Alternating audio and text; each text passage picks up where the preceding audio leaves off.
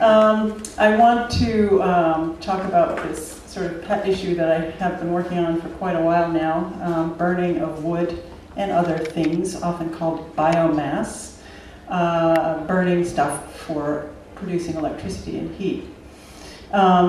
The reason that this is so relevant in the context of talking about plantations is that anything that drives and creates much more demand for wood is going to encourage further expansion of plantations. And of course the industries, the plantation industries, are well aware of this and are part of the effort that's promoting this practice of burning wood for electricity and heat. Because they realize that, and you'll hear from Anne from Global Justice Ecology Project and folks who are engineering, genetically engineered trees to grow faster. All of that is coming from the fact that there's so much demand for wood. And I realized a few years ago that this trend toward, to call burning wood renewable electricity was something that was going to grow very rapidly and create a huge new demand for wood, and therefore a huge new demand for the expansion of plantations. As I said, the definition of burning wood as renewable energy is where the problem starts. Policies and supports that consider wood burning to be renewable come, and the whole impetus behind this comes from all of the different kinds of legislative measures and policies and so on that are meant to support renewable energy. So you think of renewable energy, you want to think about solar panels and windmills and tidal energy and other things like that. But in fact, 77% of renewable energy generation in the world right now is from burning stuff, mostly wood. Almost all of that is actually burning of wood. So as we're encouraging the use of renewable energy, what we're doing in the end is we're encouraging the expansion of plantations.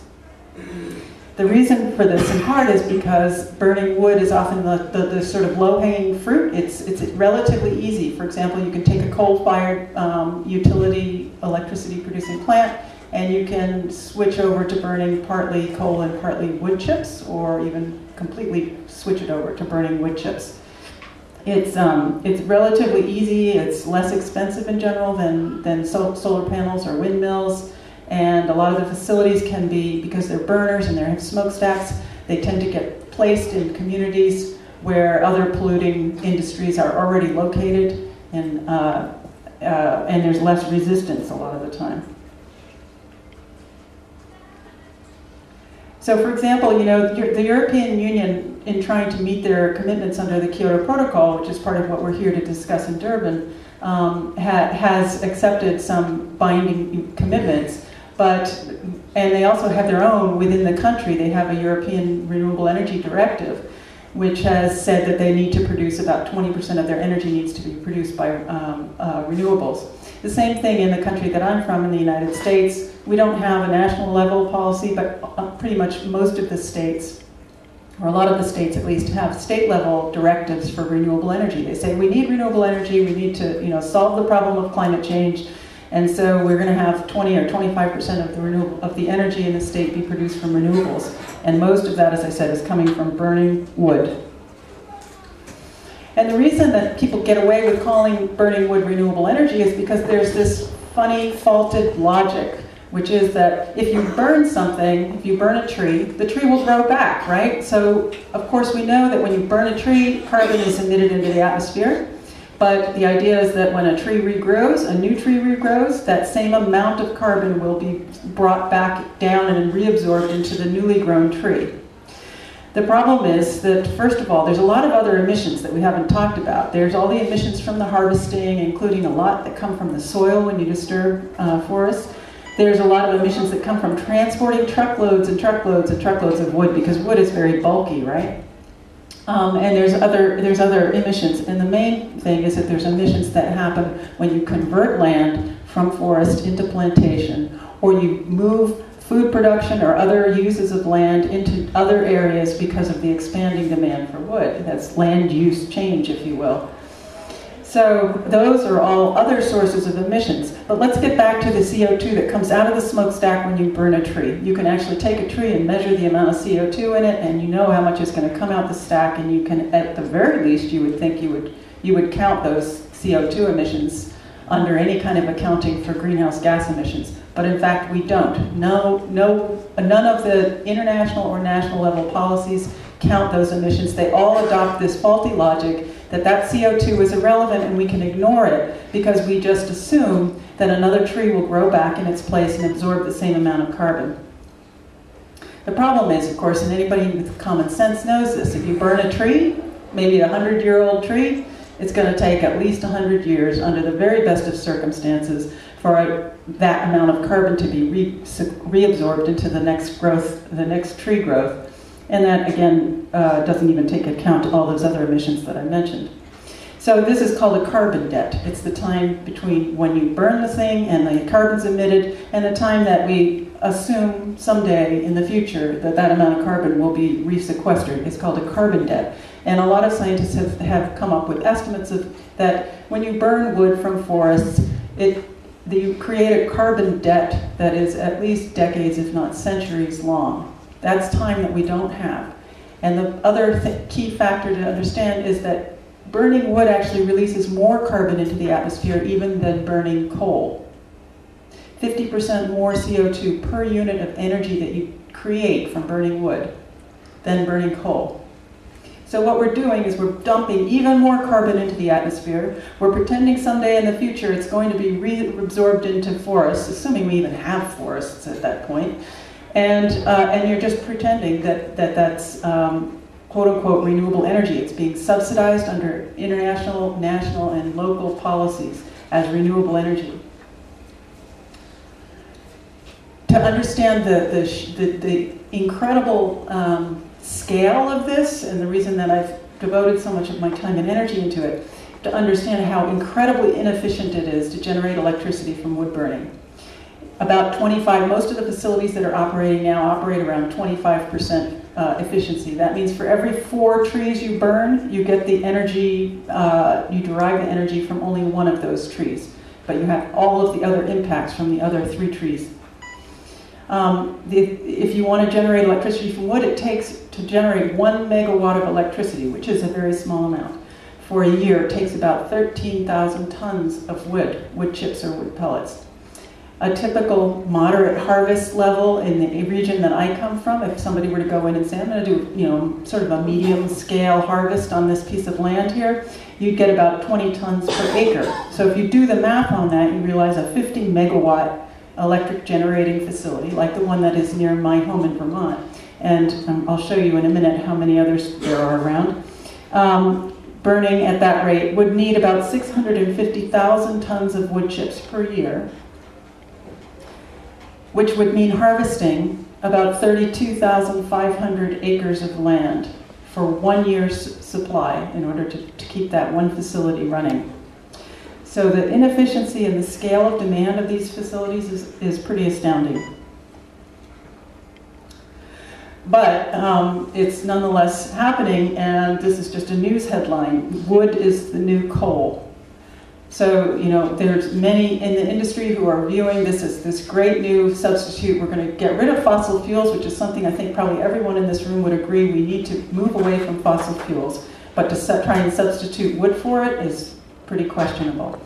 I just want to point out to you to understand the scale of the numbers that I just gave you. For example, we have a 50 megawatt facility in our town in Vermont. The Tilbury plant, which is a coal burning plant in the United Kingdom, is a 750 megawatt facility that's going to require 7 million tons of wood chips every year. In the state of Ohio in the United States, we have something like 2,400 megawatts of coal facilities that want to convert to burning wood chips instead. So this is a massive scale, what's happening.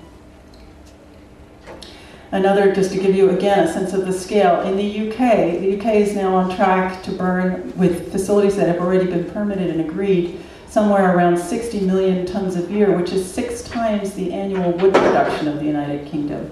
And so where is all this wood coming from?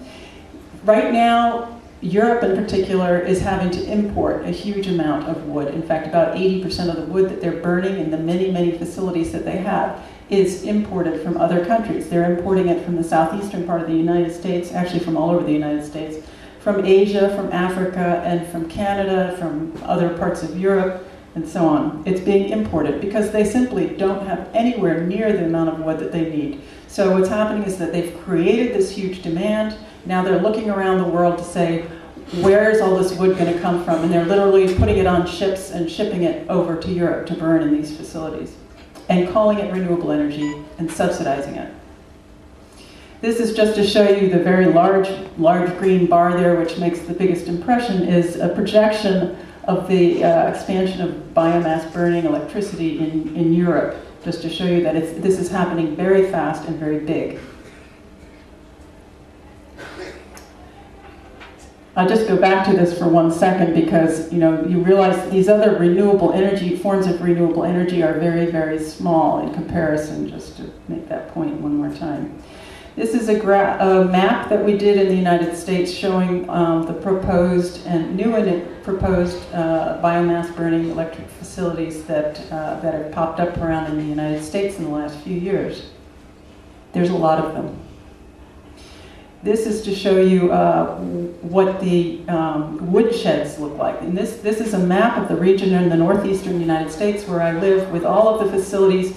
Has a circle. There's a circle around each one of those facilities because that's the area they say they're going to get wood from. They don't want to have to ship wood in from far away. They want to get it from a reasonable distance, maybe 50 miles radius around the facility. And as you can see, the point of this is just that many of those circles are overlapping. So in other words, there's 5 or 6 or more different electric generating wood burning facilities, all saying that they're going to cut wood from the same area, the same parts of land. So the impacts on those lands are going to be huge.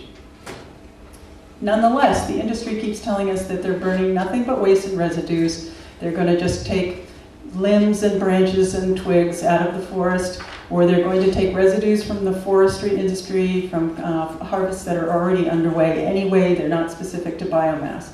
This is a picture of a facility in Vermont that I've mentioned several times. You can see in the back of the picture whole trees lined up. Those whole trees are waiting to be chipped before they're burned. Of course, if you burn wood chips, the chips come from whole trees, right? So they had to come from somewhere. We have a number of pieces of legislation floating around in the United States, and I suspect this is happening elsewhere, that the aim of the legislation is to open up forests to harvest. They use the logic that, for example, the forests need to be thinned, and therefore we should make use of the material rather than just leaving it there. We should drag it out and burn it somewhere. Or we have forests that have been infested with beetles in the United States. This is a huge problem right now. We have a lot of dying forests.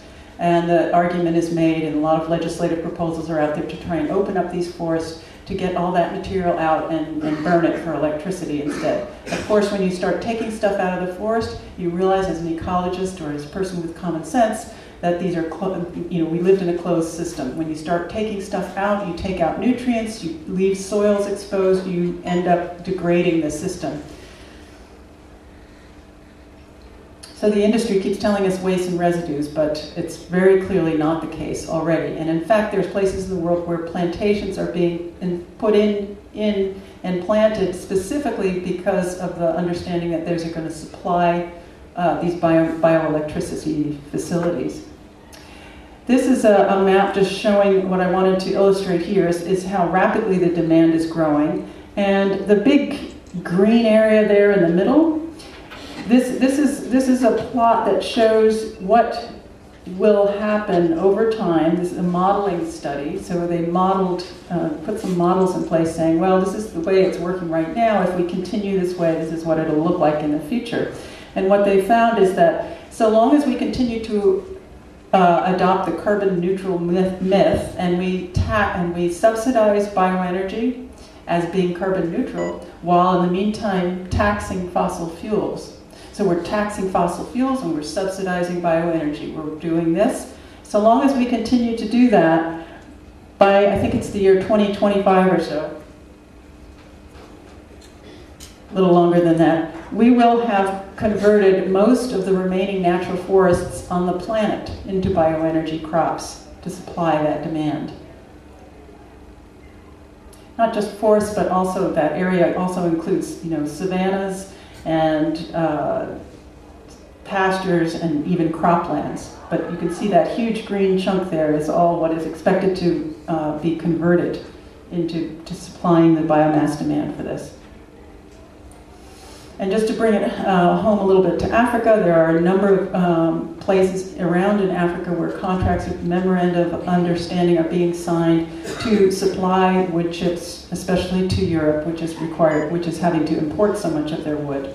This is just one example of mag forestry eucalyptus plantation in Congo, where an understanding was recently made, and the company says, well, the future operating results are expected to improve based on the strengthening world economy and the expected demand from the biomass energy sector. So you can see how this logic is embedded. They're expecting this demand to continue to grow, and the plantation growers and the plantation industry recognizes this as a huge opportunity for them, and they're poised.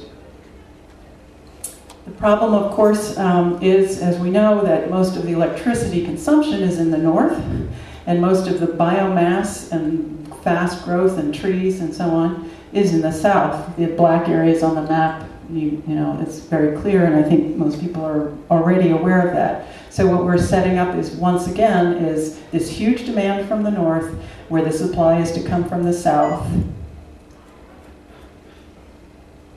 I wanted to touch on one other aspect of this, which is a little bit, you know, sidelined to the plantation industry, but it's also really important, is that when you burn wood for electricity or for anything else, of course, it's not just CO2 that goes into the air, it's also a lot of air pollution. It's very dirty. And people who cook over wood-burning stoves, you know, experience a lot of health impacts from breathing smoke. In particular, it's because of the particulate matter in the smoke, very, very small particles that get deep into the lungs and penetrate and actually can enter the bloodstream. And those particles can, you know, bind with various kinds of toxins and carry them into your body, into your system, and cause all manner of problems, including heart disease and lung disease and cancers and birth defects and so on.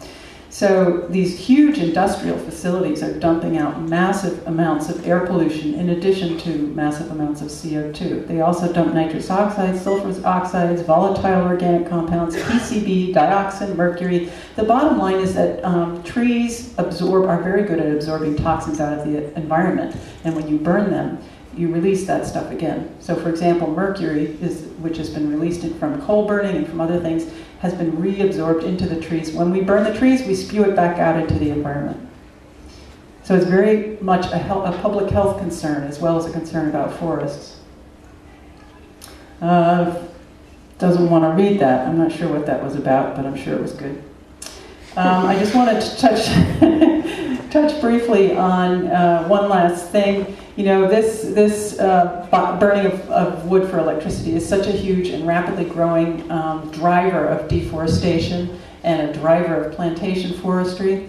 But there are quite a few others out there, and one of the ones that we've been keeping an eye on, and I just want to make sure to have a minute here to talk about it, and Wally mentioned, is biochar, and we've done a lot of research in following what the developments are. Biochar is basically charcoal that's been ground up, and the idea is been put forward that because that charcoal contains a lot of carbon, if you take it and bury it underground in the soils, you can sequester carbon away from the atmosphere and into the soils. It all sounds sort of well and good, but of course it creates another huge demand for biomass, which is why we started paying attention to it in the first place. But after paying attention to it for a little bit, we realized not only that, but it totally doesn't work.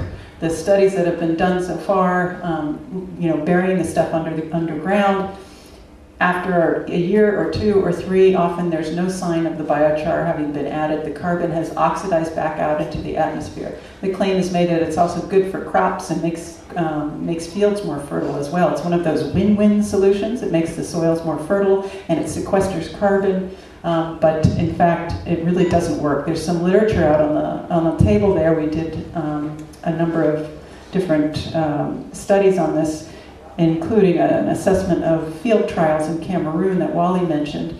In that case, farmers had been brought in to participate in trials on biochar based on this absolute lack of any data that it actually works. But these trials took place, the farmers participated, they donated land and time, and the project ended up being abandoned. Nonetheless, the project developer went on and claimed a great success and got more grants, including from the Congo Basin Forest Fund as a deforestation project, a project to reduce emissions from deforestation and degradation, based on the claim that this would improve soil fertility and reduce the need for farmers to move on to new lands. So anyway, there's materials out on the table, and just to link this back, you know, biomass burning for electricity is my pet issue right now, because I feel like it's the biggest, it's a huge new driver of deforestation. It's the biggest and fastest growing of these at the moment. But it's part of a much bigger vision that is being promoted, where we replace basically anything that's currently made from fossil fuels with a plant substitute. So for example, the plastics industry, you can now buy bioplastics. You can buy cloths made out of plant substitutes. You can make electricity. You can make biofuels for transportation. The chemicals industry is looking for all manner of alternative ways to derive their chemicals from plant substitutes. And the whole thing, you know, is called a bioeconomy, and it's part of the vision of the green economy, is this bioeconomy. Everything will be made out of plants. But unfortunately, we're going to need 4 or 5 or 6 planets worth of fast-growing eucalyptus plantations in order to satisfy the demand for that. So it's completely and entirely unrealistic, and even trying to fulfill that kind of demand is already creating a huge amount of problems. Oh. Okay. All right, I'm going to stop there, and thank you very much for listening.